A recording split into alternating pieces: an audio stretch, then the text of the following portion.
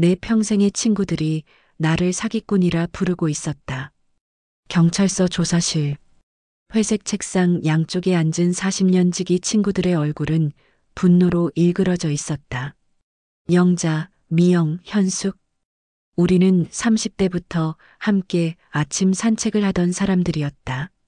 우리는 남편을 잃고 자식을 키우고 함께 늙어가던 사람들이었다. 그런데 지금 그들의 눈은 원수를 보는 눈이었다. 혜란아, 어떻게 우리한테 이럴 수가 있어? 영자의 목소리가 떨렸다. 그녀는 평생 근검 전략으로 모은 3천만 원을 잃었다. 그녀의 딸은 유학을 가야 했고 그 돈이 딸의 꿈이었다. 내 말만 믿고 평생 모은 돈을 다 넣었는데 박정훈이가 이렇게까지. 미영의 눈물이 떨어졌다. 그녀는 8억을 투자했다. 시골에서 남편과 함께 번 돈, 노후자금, 손주들 학비. 나는 입을 열려 했다. 뭔가 말해야 했다. 하지만 내 목에서 나오는 것은 목신 목소리뿐이었다. 제가 몰랐습니다. 그 순간 문이 열렸다. 그가 들어왔다. 내 사위 박정훈. 30대 중반의 잘생긴 얼굴에는 진심 어린 근심이 떠 있었다. 그는 나에게 다가와 어깨에 손을 얹었다. 그 손길은 따뜻했다. 항상 그랬듯이. 어머니, 괜찮으세요?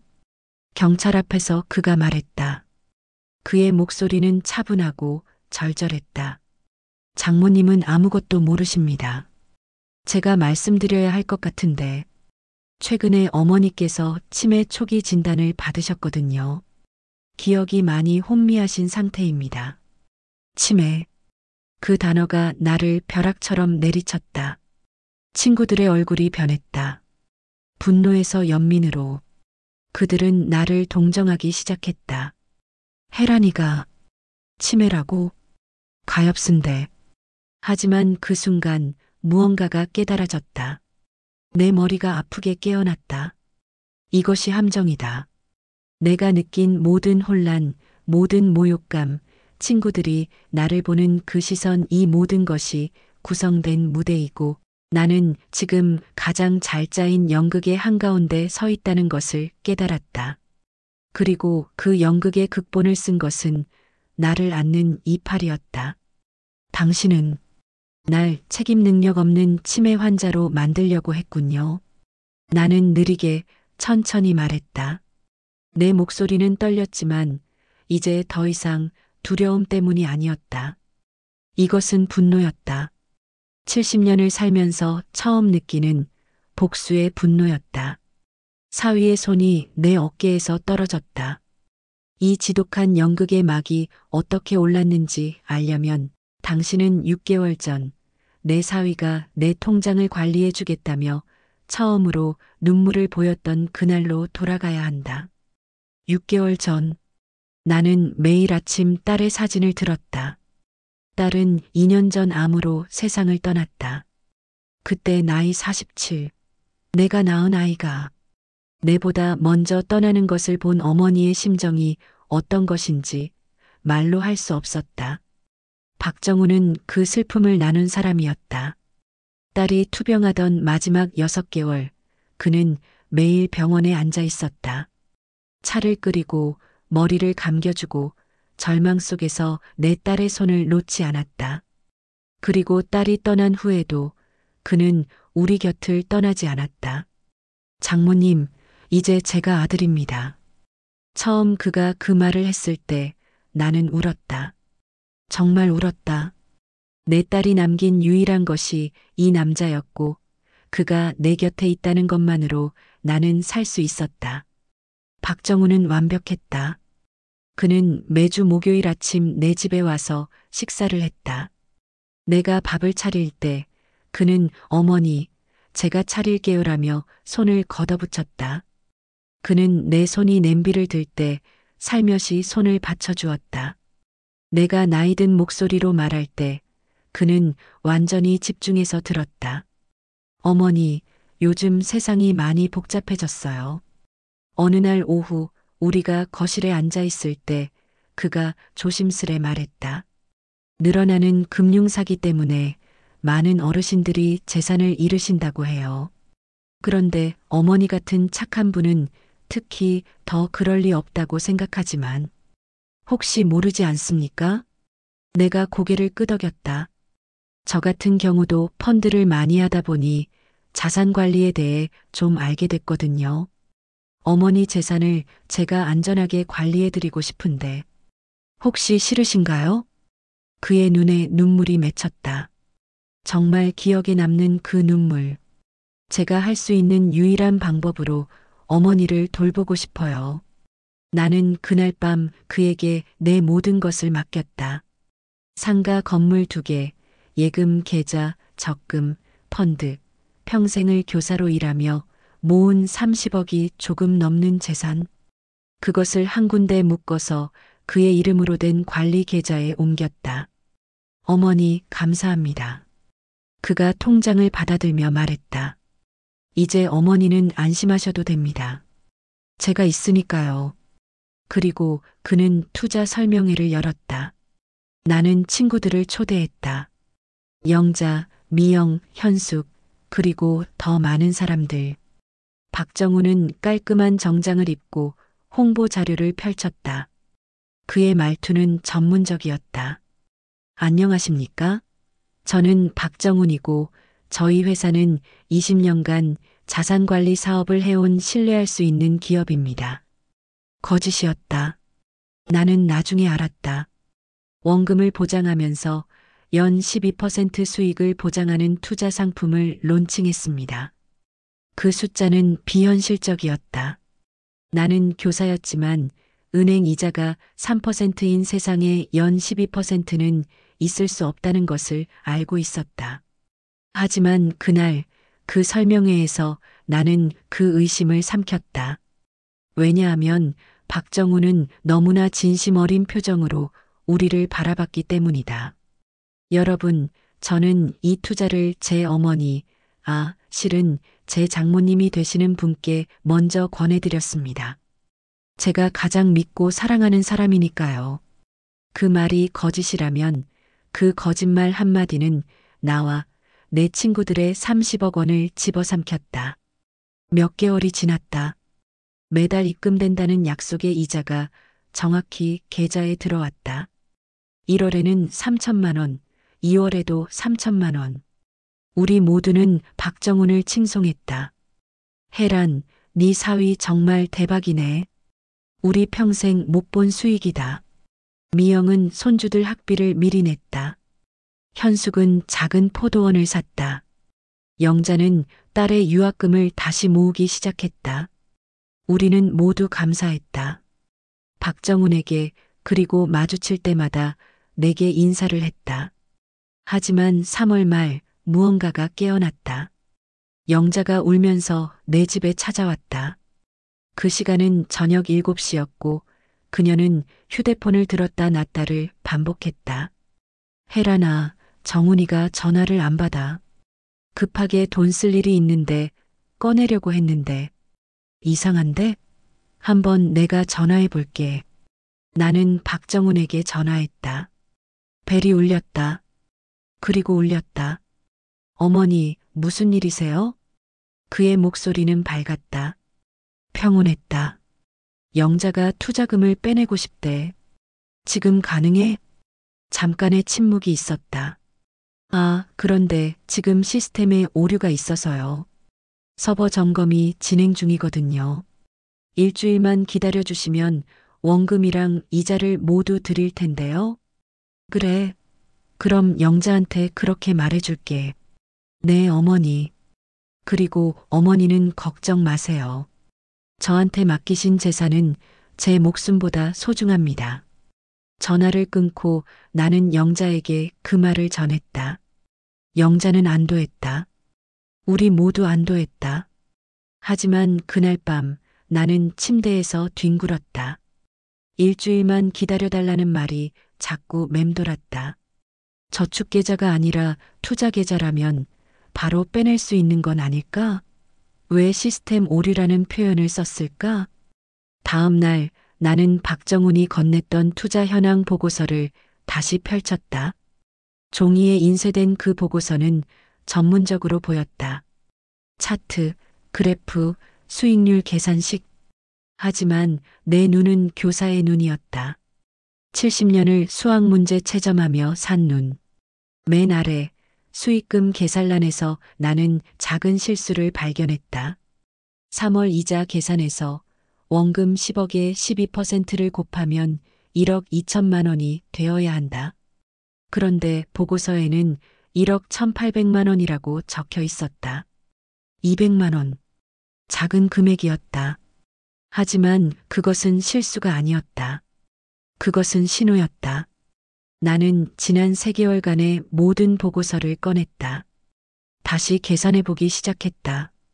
1월 수익금 계산, 2월 수익금 계산, 3월 수익금 계산. 작은 오류들이 곳곳에 숨어 있었다. 마치 누군가 의도적으로 아주 세밀하게 금액을 조정한 것처럼. 내가 교사로 일할 때 부정행위를 저지른 학생을 발견했을 때와 같은 감각이 들었다. 그 감각은 실수가 아니라 의도를 감지하는 감각이었다. 나는 손을 떨면서 휴대폰을 들었다. 그리고 박정훈에게 문자를 보냈다.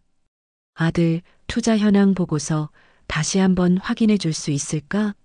계산 실수가 있는 것 같은데. 회신은 빠르게 왔다. 어머니, 죄송합니다. 회계팀에서 실수한 부분이 있었나 봐요. 이번 주 중에 정정된 보고서를 드리겠습니다. 어머니는 항상 꼼꼼하시네요. 저 같은 우매한 사람 곁에 있어줘서 감사합니다. 그 메시지를 읽으면서 처음으로 나는 느꼈다. 내 사위가 완벽해 보이던 그 남자가 나를 속이고 있다는 것을. 하지만 나는 그것을 밖으로 드러내지 않았다. 내가 할 수 있는 것은 침묵 속에서 그를 관찰하는 것뿐이었다. 내 친구들은 여전히 그를 믿었고 나는 그들 앞에서 평온한 척했다. 하지만 밤마다 나는 계산을 했다. 손가락으로 세었다. 정정된 보고서를 받고도 또 계산했다.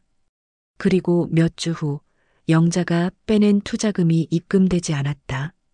시스템 오류는 이제 2주가 되었다. 나는 혼자 파헤쳐보고 싶었다. 하지만 혼자로는 할 수 없는 것들이 있었다. 은행 거래 기록, 송금 추적, 금융 사기의 법적 증거들. 이 모든 것은 내가 할 수 없는 일이었다. 나는 경찰이 필요했다. 동네 파출소를 찾아간 것은 어느 봄날 오후였다. 담당자는 늙은 순경과 새로 온 형사였다. 그 형사의 이름표에는 최민준이라고 적혀 있었다. 나는 그 이름을 보는 순간 30년 전을 떠올렸다. 최민준. 혹시 중학교 2학년 때 우리 학교 다녔던 그 아이? 형사가 고개를 들었다. 그의 눈이 커졌다. 선생님? 김혜란 선생님? 네, 맞습니다. 30년 전 최민준은 내 반의 문제아였다. 집에서 술 취한 아버지에게 맞고 학교에서는 싸움을 일삼던 아이. 선생님들은 그 아이를 포기하고 있었다. 하지만 나는 하지 않았다. 매일 방과 후 나는 그 아이를 붙들고 수학을 가르쳤다. 별 효과가 없어 보였지만 나는 그를 믿었다. 내가 할 수 있는 유일한 것은 그를 믿는 것이었고 그것이 결국 통했다. 지금 그는 경찰이었다. 선생님, 정말 오랜만입니다. 그는 벌떡 일어나 인사를 했다. 그의 눈에는 젖은 빛이 있었다.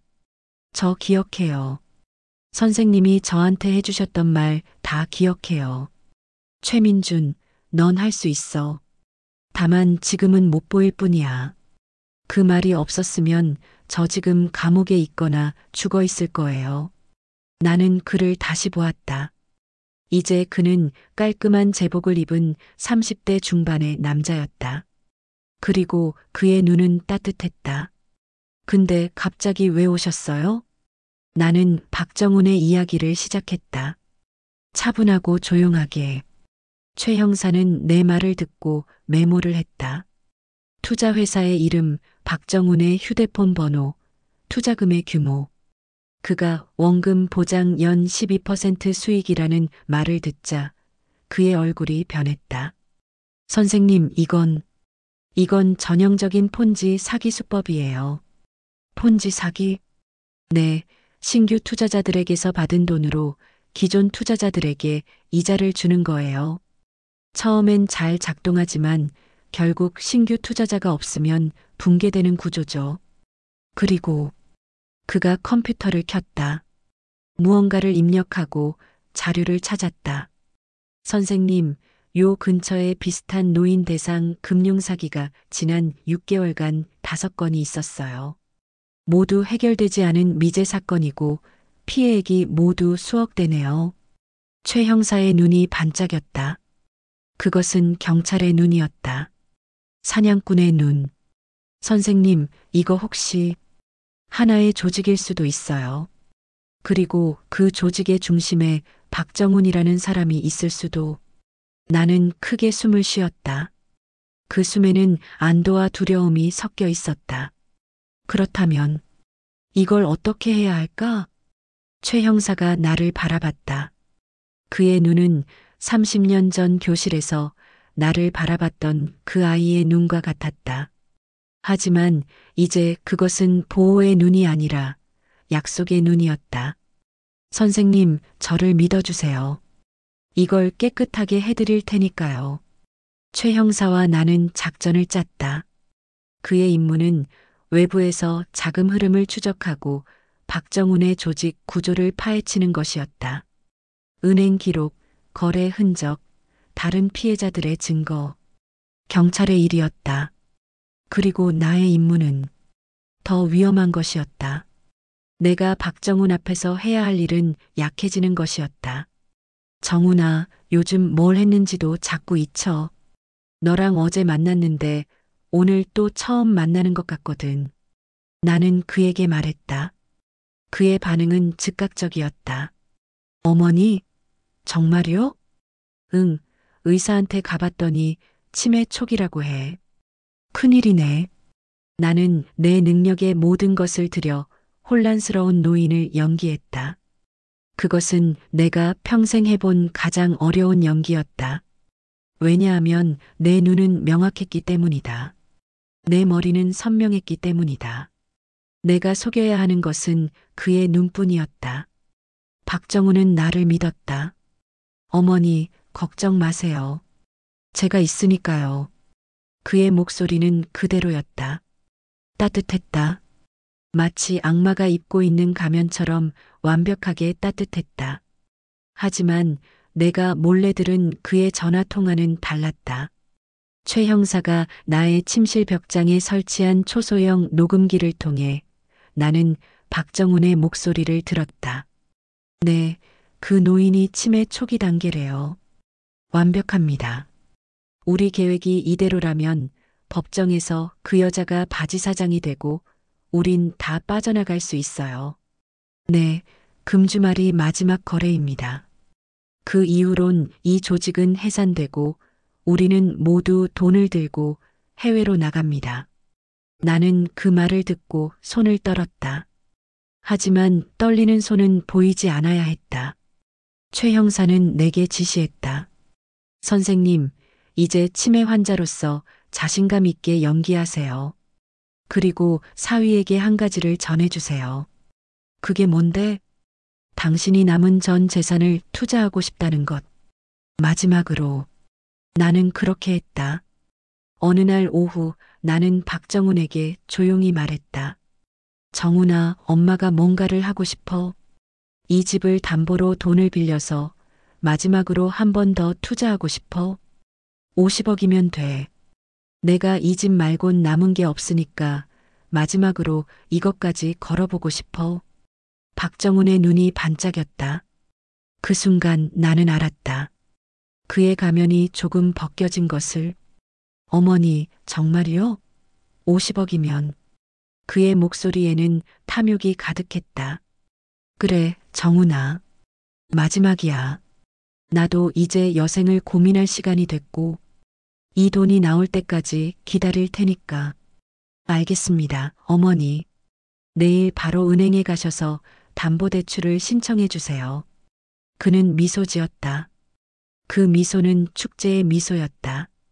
하지만 그 미소의 아래에 숨겨진 것은 죽음이었다. 나의 죽음이었다. 녹음기에 또 다른 대화가 들렸다. 박정훈이 조직의 회장에게 보고하는 목소리. 네, 이 거래가 끝나면 해외로 도주할 준비 완료입니다. 비자 준비, 신분증 준비 모두 끝났습니다. 어머니는 치매 환자가 되고 우린 사라집니다. 그 여자가 모든 책임을 질 겁니다. 네, 이 조직은 역사가 됩니다. 최 형사는 내게 말했다. 이제 시간이 얼마 남지 않았습니다. 선생님, 우리는 함정을 설계했다. 최 형사는 박정훈에게 경찰의 미행을 약간씩 노출시켰다. 마치 누군가 자금 흐름을 조사하고 있다는 신호를 보내기 위해. 박정훈은 당황했고 급히 모든 돈을 현금화하기로 결정했다. 어머니, 요즘 정국이 좀 불안해서요. 현금으로 받기로 했습니다.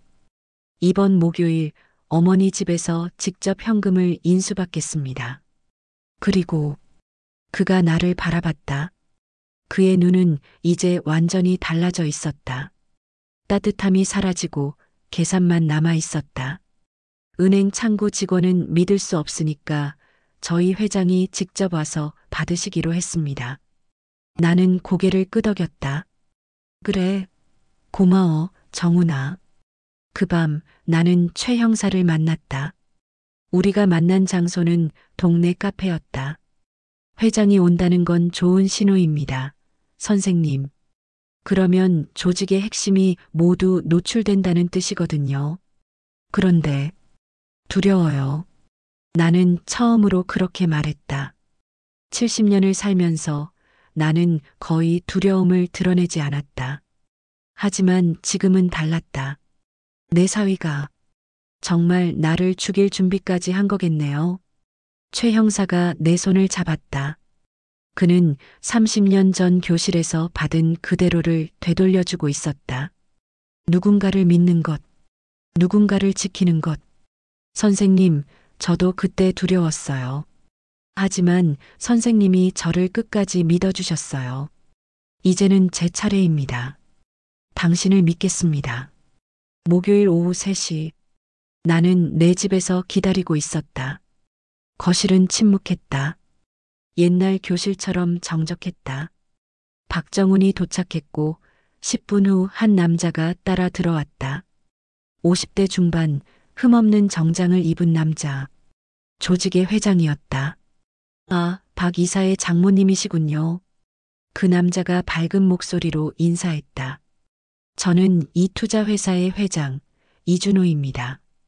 장모님 덕분에 우리 회사가 정말 많이 성장했어요. 나는 미소 지었다. 치매 환자의 미소. 고마워요. 그들은 거실에 앉았다. 박정훈이 돈가방을 꺼냈다. 5개, 각각 10억씩. 현금 50억 원. 와, 정말 많네요. 회장이 웃으며 말했다. 장모님 덕분에 우리 조직이 10년은 더 먹고 살겠군요. 당신 같은 착한 분들이 있으니까 말이죠. 그 순간 나는 조용히 일어섰다. 그 돈 잘 세어보셨습니까? 나의 목소리는 더 이상 떨리지 않았다. 더 이상 치매 환자가 아니었다. 회장과 박정훈의 얼굴이 변했다. 어머니, 당신들이 뭘 한 줄 아세요? 내가 돈가방을 열었다. 그 안에 있는 것은 현금이 아니었다. 녹음 파일 종이본, 은행 거래 기록, 피해자 명단, 그리고 박정훈과 회장의 모든 범죄 증거. 이것을 본 건 너무 늦었어요. 그 순간 집의 모든 창문이 열렸다. 경찰들이 들어왔다. 최 형사가 가장 앞에 있었다. 박정훈, 이준호, 당신들을 금융사기 혐의로 체포합니다. 체포된 그날부터 언론은 들끓었다. 70대 전직 교사, 자신을 사기친 사위 적발. 30억 규모 금융사기 조직 적발, 피해자 50명 이상. 천사 같던 사위의 정체는 연쇄 금융사기범. 법정에 선 박정훈의 얼굴은 완전히 달라져 있었다. 더 이상 가면이 없었다. 남은 것은 추악한 진실뿐이었다. 검사의 질문에 그는 침묵했다. 박정훈 피고인, 당신은 고 이지영 여사와 결혼했을 당시부터 계획을 세웠다는 게 맞나요? 침묵. 피고인의 휴대폰 기록에 따르면 부인이 투병 중일 때부터 이미 장모님의 재산에 대해 조사했다는 증거가 있습니다. 침묵은 더 깊어졌다. 나는 법정의 피고인석을 바라봤다. 박정훈은 고개를 숙였다. 더 이상 하늘을 보지 않았다. 판사는 선고했다. 피고인 박정훈을 사기죄, 사기단 구성원 활동죄로 징역 15년을 선고한다. 피고인 이준호를 특정경제범죄 가중처벌법 위반, 사기죄로 징역 20년을 선고한다. 그 외 7명의 조직원들도 각각 7년에서 12년의 징역을 선고받았다. 법정 밖에서 내 친구들이 나를 안았다. 혜란아, 정말 잘했어. 넌 정말 대단한 여자야. 하지만 그 포옹 속에서 나는 울지 않았다. 울 수 없었다. 왜냐하면 내 딸은 죽었기 때문이었다. 그리고 그 죽음 뒤에 숨겨진 것이 결국 모든 것의 시작이었기 때문이었다. 박정훈이 나를 위해 울었던 그 눈물도, 나를 안았던 그 팔도 모두가 거짓이었다. 내 딸의 죽음도, 그 슬픔도, 그 도움도 모두가 거짓이었다. 복수는 끝났다. 하지만 그것은 승리가 아니었다. 그것은 그저 끝. 그리고 그 무엇도 대신 채울 수 없는 빈자리일 뿐이었다. 사연 들어주셔서 감사합니다. 이 이야기가 위로와 행복이 되면 좋겠습니다. 더 재밌는 사연 전달을 위해 구독과 좋아요 부탁드릴게요. 항상 행복한 날 되시길 바랍니다.